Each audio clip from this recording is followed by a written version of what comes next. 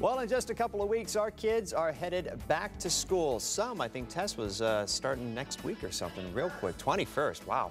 But if you want your kids to stay there, you need to make sure that they're prepared for their first day of school. That doesn't mean just notebooks and pencils. We're talking about, yep, checkups and immunization shots. Dr. Kathleen Nichols, a double board certified pediatrician and internist, is here with us on some tips.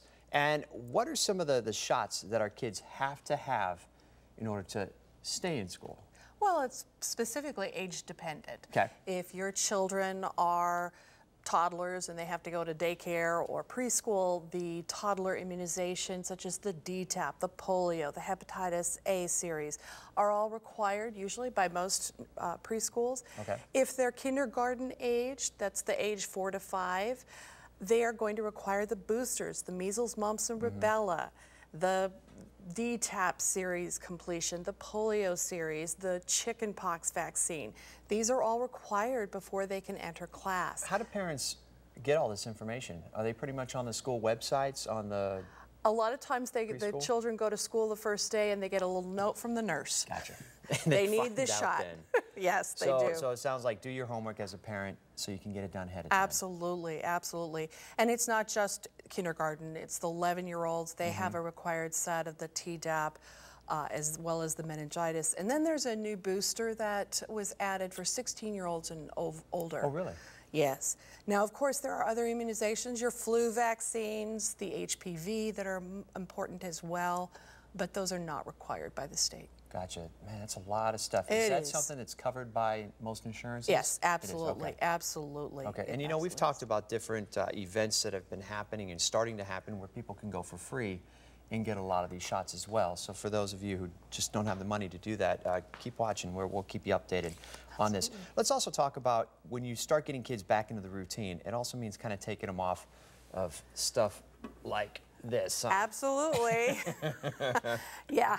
The thing about these monster drinks, basically caffeinated and energy drinks, they contain a lot of products, chemicals such as guarana, ginseng, caffeine, that can actually harm them in the long run. It can cause heat-related illness. It can cause dehydration, even cardiac problems or heart problems. Kids drinking one of these in class, and guess where their attention's going to be? Absolutely. Everywhere other than learning. Other than on what they're supposed to do. So how do you transition them from the junk food to something on a more healthier side of things? Well, obviously, this is what they're used to. This is what they see. These things are good. Right. But if you can offer them options, fruit, vegetables, bananas, apples, pears, the carrots, these taste good, and if you have them open on the counter for them to grab when they come home from school, that's an awesome thing for them. Also, water. Stay away from juices.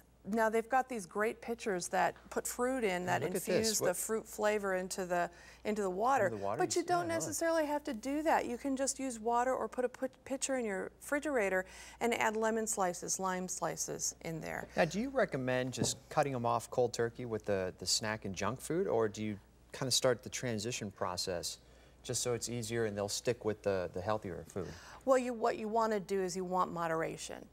Obviously, cookies once in a while, it's okay. You just don't want to have them eating them all the time. So you want to have a lot of this available with a limited amount of the junk food for them to eat so that they're more inclined to go for this because there's more of it. Right. Dr. Nichols, thank you very much. Great advice. Thank you so much. Any other advice for new parents out there?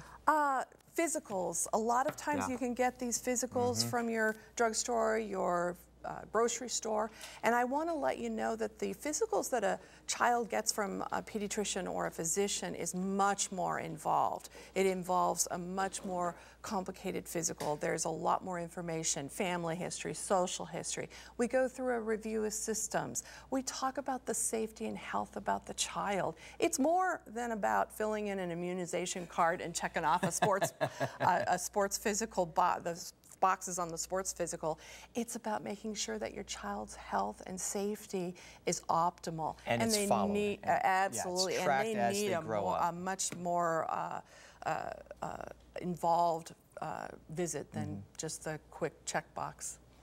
Great advice. Thank you, Dr. Nichols. Thank you so much for having me. All right.